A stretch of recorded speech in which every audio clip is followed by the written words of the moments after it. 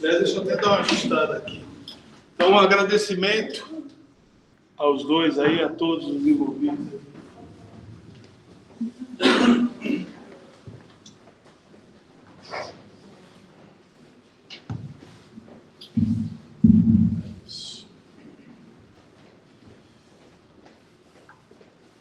Recados, dona Célia?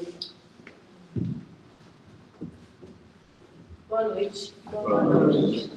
Bom, os mesmos recados, mas tem pessoas vindo pela primeira vez, eu tenho que falar.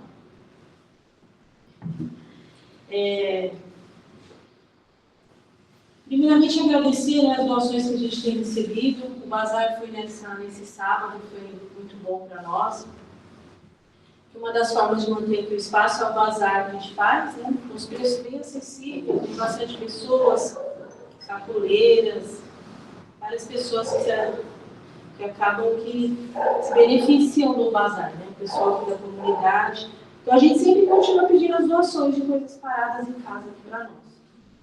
A gente tem o trabalho das marmitas, que sempre está pedindo voluntários para quem quiser se apresentar. Todo domingo, das 10 às 15 horas, para ajudar a preparar o alimento. Também tem o trabalho da constelação familiar. Quem quiser fazer parte desse grupo, tem um QR Code lá na sala, vocês acessam e vocês têm acesso às informações que a Vera coordena esse grupo. Então é isso. Pode fazer a leitura?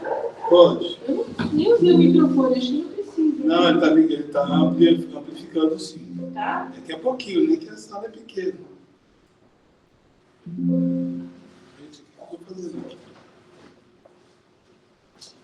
Então tá, palestra da noite está no Evangelho de Mateus, no capítulo 13, no versículo de 1 a 23. A parábola do semeador. Naquele dia, Jesus saiu de casa e assentou-se à beira do mar. E juntou-se a ele uma grande multidão, de sorte que, entrando no barco, se assentou, e toda a multidão estava em pé na praia, e disse-lhe muitas coisas por parábolas, dizendo: eis que o semeador saiu a semear. E ao semear uma parte caiu à beira do caminho, e vieram as aves e comeram-na. E outra parte caiu em pedregais, onde não havia muita terra, e logo nasceu, porque não tinha terra profunda. Mas, saindo o sol, queimou-se, e como não tinha raiz, secou-se. Outra caiu em espinhos, e os espinhos cresceram e a sufocaram. Mas outra caiu em boa terra e deu fruto. 100, outro 70, 60 e outro 30 por 1. Quem tiver ouvidos para ouvir, ouça.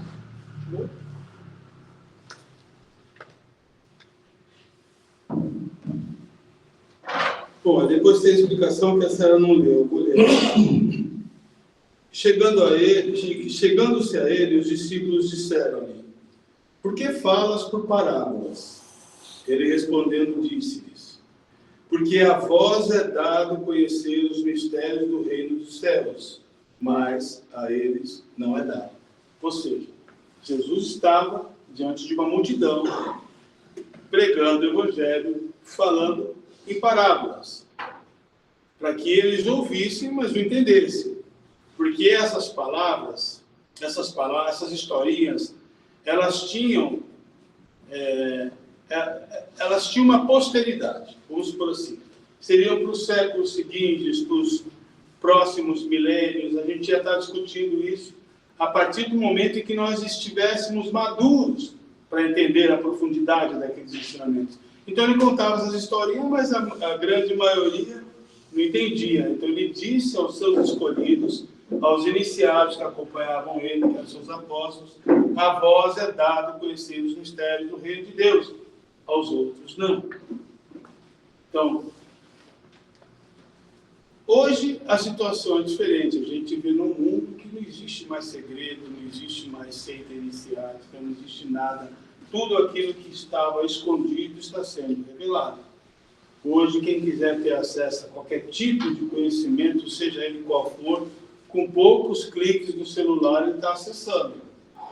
Nós estamos vivendo um tempo de revelação. Apocalipse quer dizer revelação. É só isso. Então, as coisas estão sendo reveladas para nós.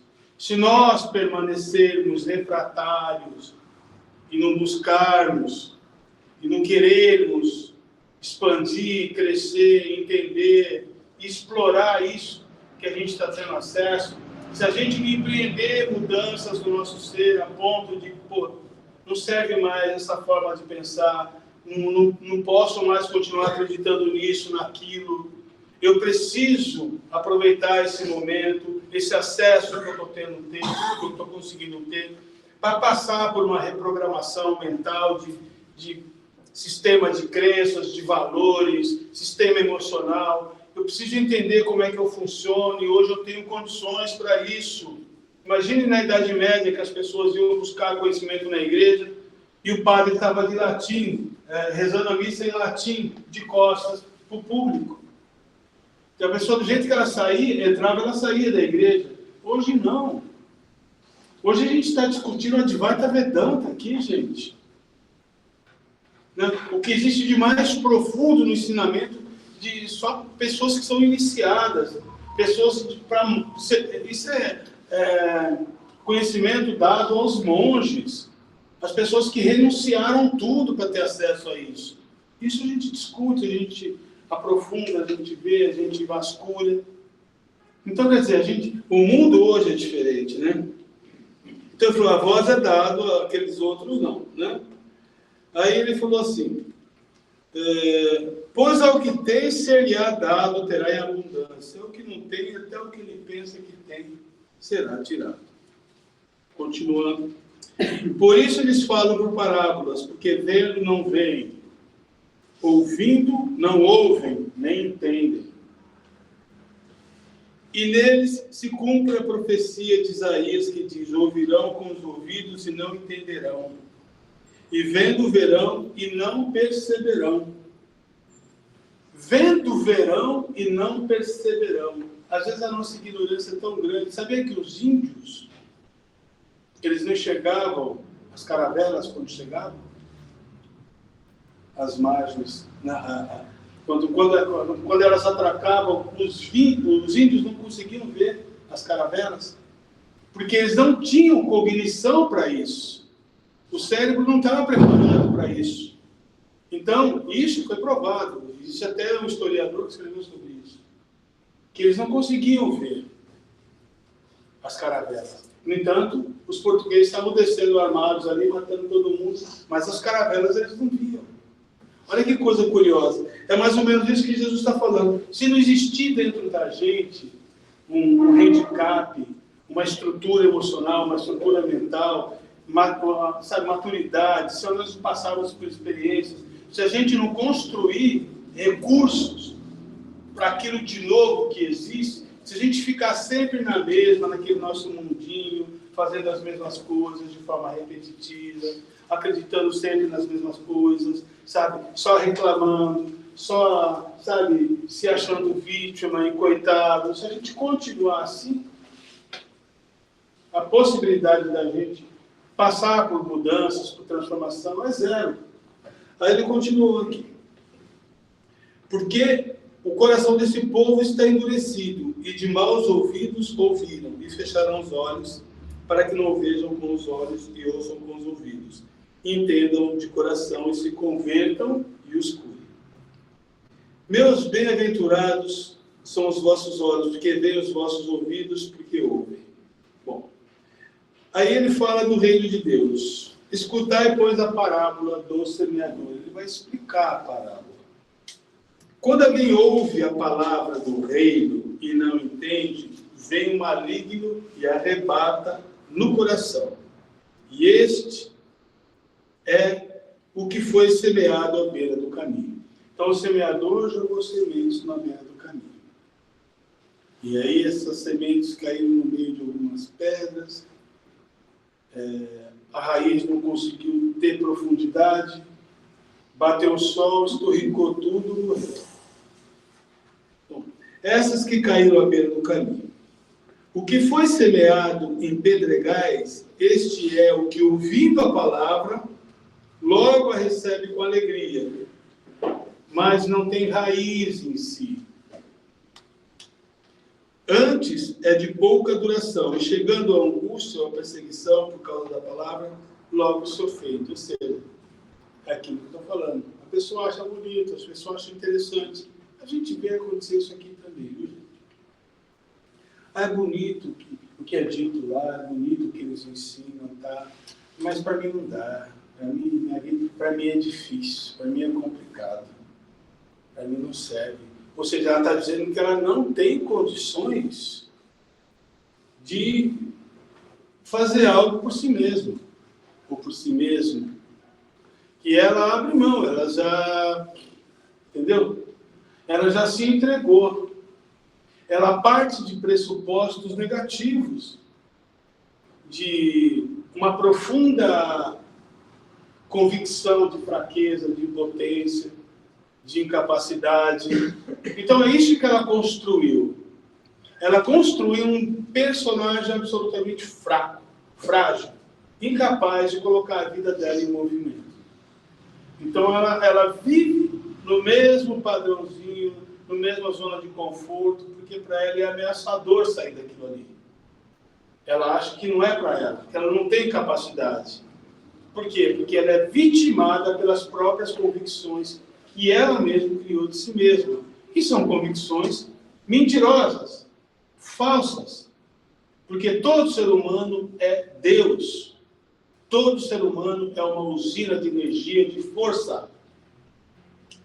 A nossa energia, não acreditem nas mentiras que dizem por aí. A nossa energia não se esgota nunca. Como é que um ser eterno, a eternidade faz parte da nossa essência, não tem energia? Então não pode ter eternidade com ele. Não pode ter consciência. Não pode ter a luz da felicidade na sua essência. Não pode ter amor. Ele não tem energia. Então isso daí são mentiras que a gente abraçou. A gente, na verdade, está identificado não com o nosso eu real e verdadeiro. A gente está identificado com um falso eu, com o ego, com um construto mental frágil, incapaz, impotente, cheio de vícios, sabe? Que se acha, eu não tenho condições de superar isso ou aquilo, não tenho condições de enfrentar isso. Por quê? Essa é a avaliação que ele faz de si mesmo. Mas quando que ele começou a construir essa ideia de si mesmo? Foi na infância? Foi em outras vidas? Foram os pais? Foi a professora que deu uma reguada na cabeça dele e falou: você é burro, menino? E ele acreditou naquilo? Foi o pai que chamou ele um dia de você é fraco, você é incapaz, e ele acreditou naquilo? Foi a mãe, foi o pastor? Tudo bem? Como é que eu construí isso? Não importa o que fizeram com você. Isso não tem a menor importância. Importa o que você faz com o que fizeram com você. Isso sim tem importância. E esses ensinamentos não é do Paulo Tavares, é do Jean Paul Sartre. Ele disse uma grande verdade. O que importa é o que a gente faz com o que fizeram com a gente. Não importa se você foi abusado, se você foi traído, se você foi maltratado, passou por maus tratos, se você sofreu bullying, se você... Enfim, não importa. Importa você agora. Você tem todas as condições de construir um novo eu, um novo ser. Por que você acredita que não? Você está dando força para aqueles que mentiram para você. Para aqueles que, enfim, que disseram essas coisas e essas coisas ganharam aderência no teu psiquismo. Isso fica reverberando dentro de você e isso construiu a tua personalidade, né? Aí depois ele fala: o que foi semeado entre espinhos é o que ouve a palavra. Esse é o pior de todos, hein? O que foi semeado entre espinhos é o que ouve a palavra, e os cuidados deste século e a enganação das riquezas sufocam a palavra e ela fica infrutífera. Então a gente vê muito isso.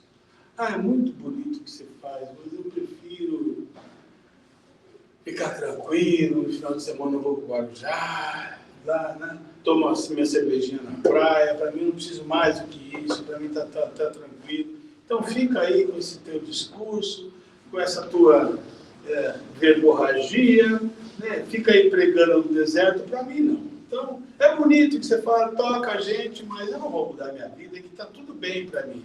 Então, enquanto está tudo bem, ótimo. Só que está tudo bem até quando? Nós estamos inseridos dentro de um processo evolutivo. Existe um princípio de evolução. Ninguém está livre disso. Tudo evolui. Absolutamente tudo evolui. Aquilo que não evolui, aquilo que, de certa forma, entra no processo de letargia e para numa zona de conforto qualquer, vai ser constrangido pelas forças da natureza, pela dor, pelo sofrimento, para colocar sua vida de novo em movimento. Vai sofrer perdas. Porque, gente, nada daquilo que existe nesse mundo nós podemos possuir. Absolutamente nada. A gente não se tocou disso. A gente está iludido. Porque esse mundo é um mundo de aparências, é um mundo impermanente. Tudo surge e desaparece.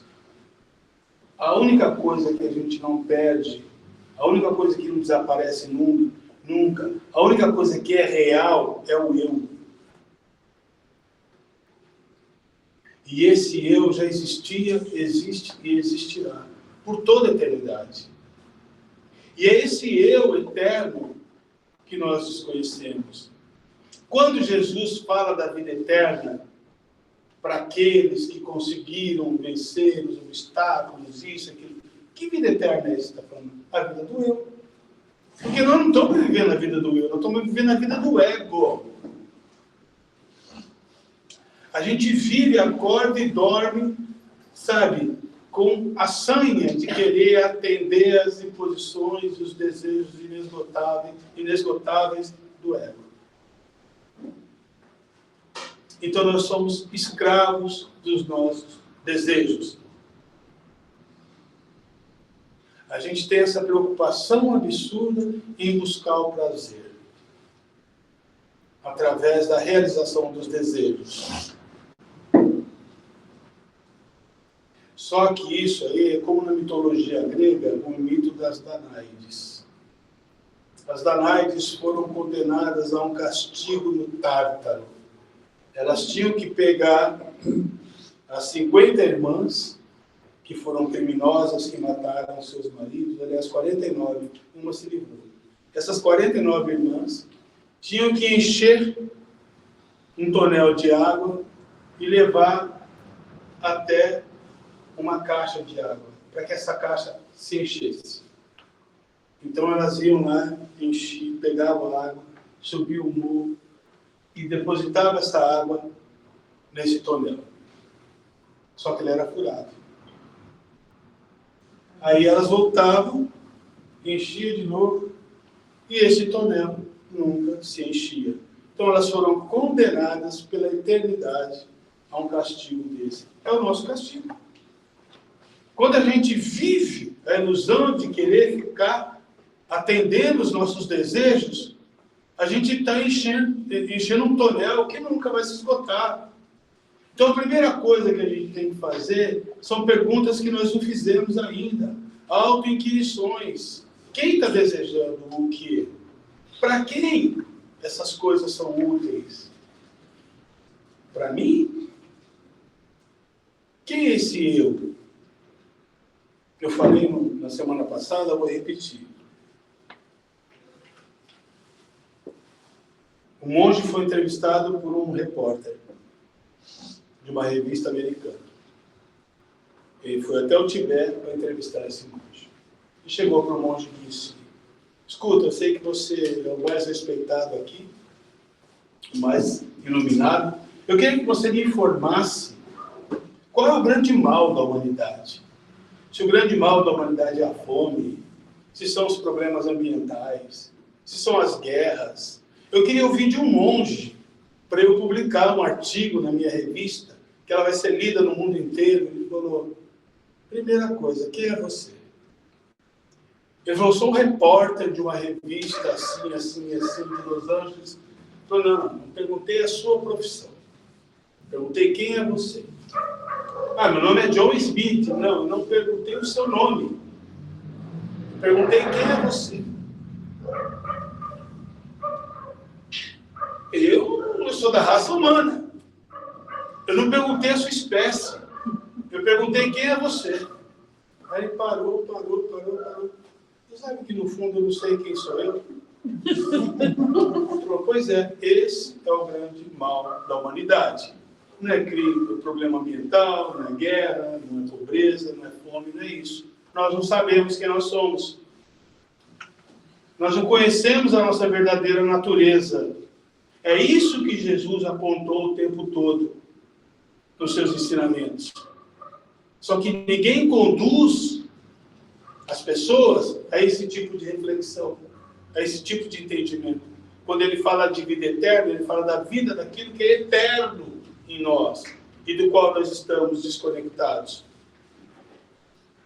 A perda dessa conexão é que cria sofrimento, porque a gente está, a gente está imerso num mundo de ilusão, numa Matrix. O filme Matrix é muito inteligente por causa disso. Não existe incoerência nenhuma. No primeiro, nos outros virou farra aqui. Mas no primeiro vocês não vão encontrar nenhuma incoerência. Se você souber fazer a leitura daquele filme, vocês vão entender o que é as pessoas que estão nessa Matrix e aqueles que conseguem se libertar e enxergar a realidade. Só que a realidade não é tão tenebrosa quanto está no filme, viu, gente? A realidade é maravilhosa. Ok? É isso aí. Boa semana. Bom, vamos lá, Chivaia. Vamos ficar com